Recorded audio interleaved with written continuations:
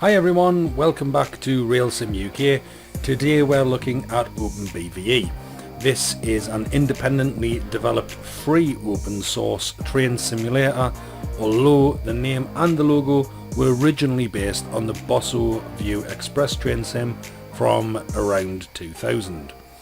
It was developed and written from scratch, and it features support for train exteriors and 3D cab environments, which the original BVE did not.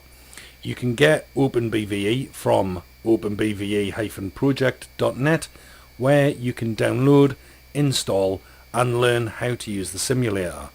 You can also get some links on here to find some third-party content. The third-party content that we will use today is the Birmingham Cross City South route, which can be found on railsimroutes.net and was created by Anthony Bowden. The line takes us 15 miles from Redditch to Birmingham New Street. This simulated route itself is probably a good 18 years old and was originally created for earlier versions of BVE, but works great on OpenBVE. Whilst we are using the version 1.3, version 2 is still listed as an active project. The route has timetables for the class 323 during various times of the day and night, and for the class 37 and class 158, which you can download separately.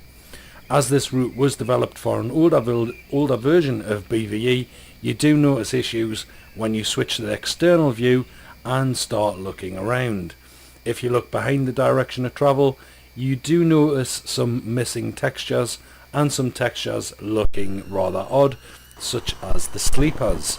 However, it was designed to be driven, and it can't be faulted when you're in the cab and heading towards Birmingham. The sounds on this route and the train are awesome, and even though it is pretty old, the sounds still beat some of the latest train sim packages that we have in 2020. Some of the static trains you could say are looking a bit blocky and a bit outdated, as you can see, but we'll put up with that. So we'll head over down the line to Barnt Green, where we can hear those superb sounds as the train heads out of the station. The modelling of the class 323 can be somewhat ignored, as again this train is meant for driving from the cab and not for watching from the platform. So let's get in that cab. Okay, so here we are in the BR Class 323 built in Leeds, I think, at Barclay Hunslet. I'm sure I'll be corrected in the comments. So what we're essentially doing is putting the reverser, the master selector switch into forward and then back into neutral, then cancelling the AWS alarm. As you can see, I mean, it's a really nicely kind of modelled cab. You know, better than a lot of the cabs that we have now, although it is a bit kind of 2D. So we've set our headlights to daytime, and we've got our line voltage, so you can see that the line voltage light has lit. If you go down, you can see we've got a working DRA switch as well. Just use spacebar to turn that off and on. Now, one of the weird things with this cab, when you do turn the headlights on, you'll see that there's kind of missing textures, so you can kind of see through the cab wall there in the left here and just down the centre post there. Don't know why that's happening. I'm sure somebody will tell me in the comments why it's doing that, or if I need to reinstall it. But anywho, so off we go away from Redditch. Now, like I say, I mean, it doesn't look the greatest, you know, it's not as good as, say, for example, Train Sim World 2, you know, or even Train Simulator, with regards to how the trees look and how you've really got very pixelated kind of grass and what have you. But for the driving experience, I really do think it's really good, you know. And you've got to also remember is that this is free, and this particular route is nearly 20 years old, you know. If we switch to the outside, I mean, that really does, you know, not do it any favours. But I think the point is that, you're meant to kind of drive it from inside the cab anyway. So, you know, when we switch back the cab, I mean, them squealing of the wheels kind of going around these tight curves is just excellent. You know, it's really good.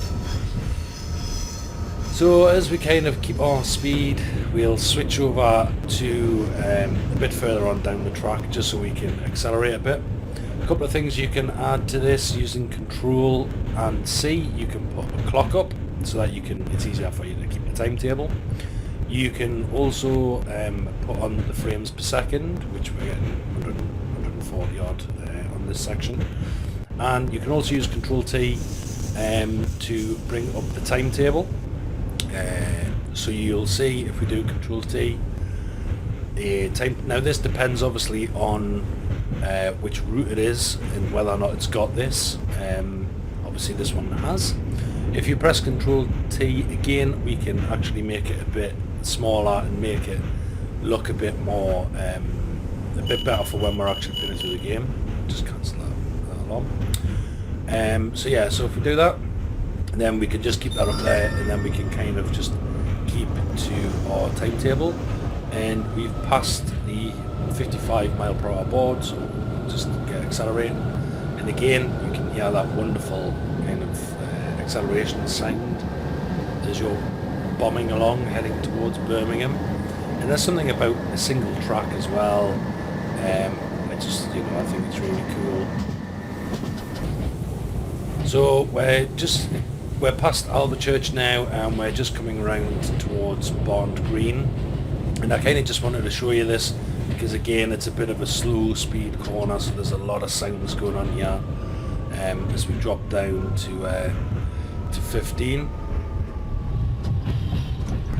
And you'll notice here as well, just on the track there, it's got these kind of bars that go down the centre of the track. Now supposedly, and I may be wrong, and again please do comment if I am, these used to spray water as a train kind of went over them or was approaching this section, and it sprayed water to kind of lessen the squeal of the wheels going down the tight curve.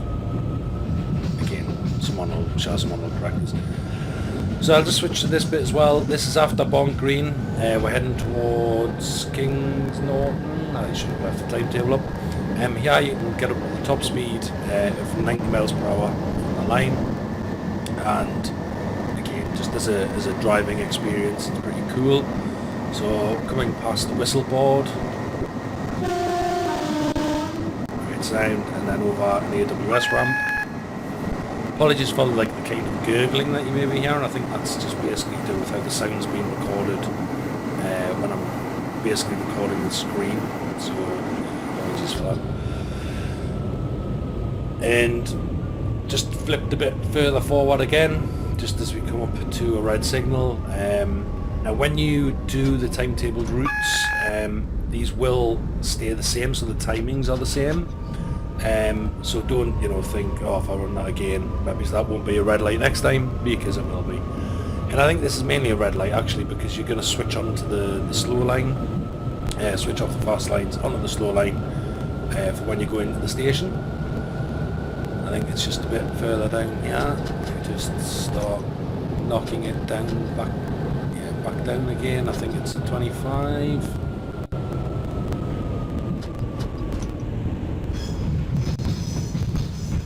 Great sounds when going over the switches, over the points.